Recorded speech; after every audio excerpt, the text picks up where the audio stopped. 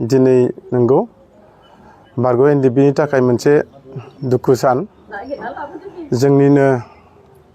सासे बारग' एनडिएफबि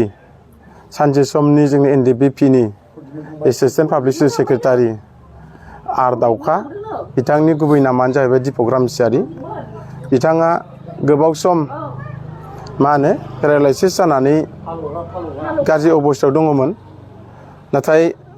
दिनैनि नैबे 17 तारिख 2025 बे डेटआवहाय 12:30 समावहाय बिथाङा गावनि आंगो न'आवनो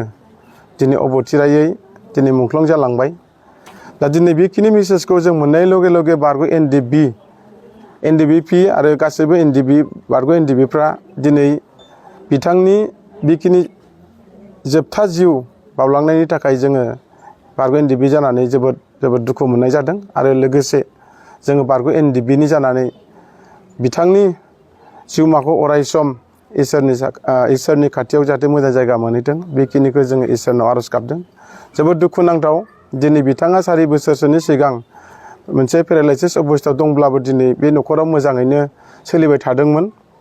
आरो बेजों लोगोसे बिथाङा गावनि अनजालि बिसि आरो लोगोसे 2 फिसा हिन्जाव सासे आरो फिसा हौवा सासे मोजां फरायनाय लिरनायाव दिनै मोजां थासारियाव दङमोन दिनै आरो बेखिनि अबस्थायावनो आरोबाव दिनै बिथाङा थैनानै थांबावबाय दिनै आरो फिसाफोरनि माखासे लिरनाय आरो फरायनाय आरो न'खरनि माखासे थांनानै थानायनि थाखाय दिनै आरोबाव साननो गोनां दिनै बिनि थाखायनो दिनै जोङो बिथांनि जानानै जोंनि साफ्रोमबो बारग' एनडिएफबि लिडारफोरखौहाय जोङो रिकुवेस्ट खालामदों जे बिथाङा दिनै अरायसमनि थाखाय बे बुहुमखौ नागारलांबाय बिनि थाखायहाय बिथांनि जिहेथु जोबथा खामानियावहाय जों बयबो लैहोर लैहोर फैलायलायनानै बिथांनि सोलेरखौ जोङो बयबो सनमान होफैनांगौ अनार होलायनांगौ बेवहाय फ्लेक्सन बासायालासेनो बेवहाय उमुक तुमुकजों बासायालासेनो बिथांखौ जोङो मोजाङै बिदाय होनो थाखाय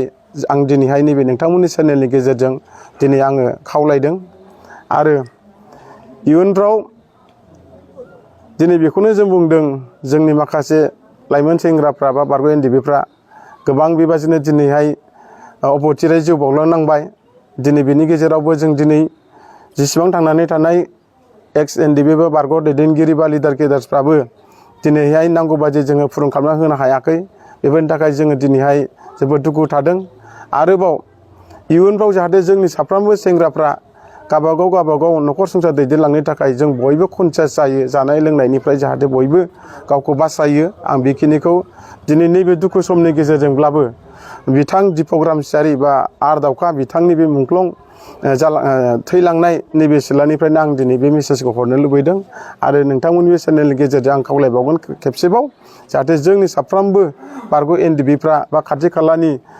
दिपक रामसियारि बिथांखौ मोजां मोनग्रा रायजो राजाफ्रा जाहाथे बिथांनि सह'खौ मान बावनो थाखाय बयबो जाहाथे मदद होफैयो आरो लोगोसे जोंहा बर्तमान इउपिपिएल सरकार दङ प्रमद बर' सार आरो गबिन्द बसुमतारी सारखौबो गुरै खावलायदों जोंनि नैबे सानसे समनि एक्स एनडिएफबि बा बारग' एनडिएफबिनि एसिस्टेन्ट पाब्लिक सेक्रेटारि हिसाबै दिनै गोबां नारा नाथा दिनैहाय हारिनि थाखाय नांबोदोंमोन दिनै बेखिनि अबस्थायाव दिनै गाज्रि मोनसे जाथाय जाना थांबाय बेनिखायनो आङो दिनै नोंथांमोननि चेनेलनि गेजेरजों बयखौबो बाव बाहागो लाफैनो थाखाय आङो गुरै खावलायहरनाय जाबाय थेंक इउ।